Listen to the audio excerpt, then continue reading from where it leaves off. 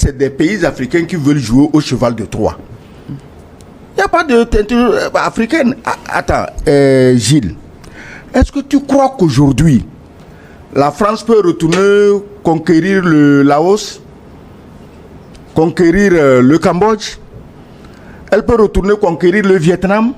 Mais ce n'est pas possible, c'est même inimaginable. Pourquoi c'est possible en Afrique? Parce qu'il y a des gens noirs, vraiment noirs, hein, de peau, hein, qui se prennent pour des blancs. Et ils veulent aider les blancs à éradiquer les noirs parce que, j'ai dit, je répète, que l'Afrique sans les noirs serait un paradis, comme l'a dit John Vorster, le champion de l'apartheid d'Afrique du Sud. Et John Vorster ne travaillait pas seul, on connaît les puissances démocratiques qui le soutenaient. Donc l'idée d'éradiquer les noirs est toujours là. Et il y a des noirs qui servent de cheval de Troie pour éradiquer les noirs. Heureusement, et l'histoire nous prouve, comme il a dit, quand un peuple est politiquement déterminé, il ne se laisse pas battre. On a vu ce qui s'est passé au Vietnam. Aussi bien avec les Français hier, avant-hier, qu'avec les Américains hier. On a vu ce qui s'est passé en Afghanistan. On a vu ce qui avait failli se passer en Syrie. Et les peuples du Sahel savent que si on tient bon, on va souffrir. On va perdre des vies humaines, mais on aura le dessus.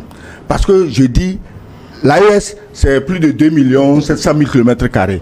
Je ne vois aucun pays de ces puissances-là qui ont les moyens d'occuper ce territoire.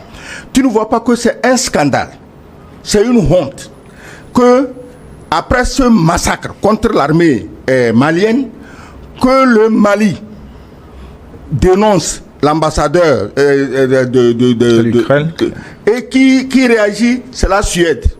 Ah, on va couper l'aide parce qu'ils ont chassé l'ambassadeur d'Ukraine.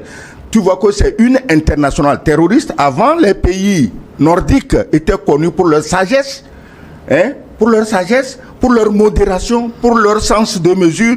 Mais quand on te dit que c'est la Suède qui condamne parce qu'on a chassé l'ambassadeur d'Ukraine, je me dis, mais qu'est-ce que le gouvernement suédois actuel ferait si quelqu'un avait proclamé qu'il a ouvert un coin de recrutement quelque part pour qu'on aille tuer les citoyens suédois? Qu'est-ce qu'il ferait? Il lui enverrait des gerbes de fleurs? Je vais revenir à ce chapitre.